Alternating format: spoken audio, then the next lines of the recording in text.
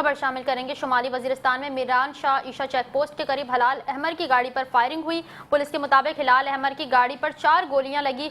गाड़ी में मौजूद तमाम अफराद महफूज रहे। हिलाल अहमर की गाड़ी पर फायरिंग के बाद मुल्जिमान फरार हो गए हैं। आपको अहम खबर से आगाह कर रहे हैं। शुमाली वजीरिस्तान में मीरान शाह ईशा चेक पोस्ट के करीब हिलाल अहमर की गाड़ी पर फायरिंग हुई। पुलिस के मुताबिक हिलाल अहमर की गाड़ी पर 4 गोलियां लगी।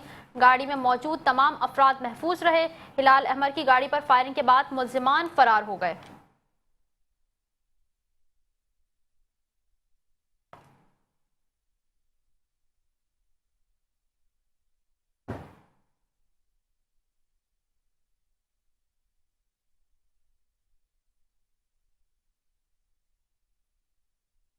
आपको बता रहे हैं, शुमाली वजीरिस्तान में मीरान शाह ईशा चेक पोस्ट के करीब हिलाल अहमर की गाड़ी पर फायरिंग हुई है। पुलिस के मुताबिक हिलाल अहमर की गाड़ी पर 4 गोलियां लगी। गाड़ी में मौजूद तमाम अफराद महफूज रहे। हिलाल अहमर की गाड़ी पर फायरिंग के बाद मुल्जिमान फरार हो गए हैं।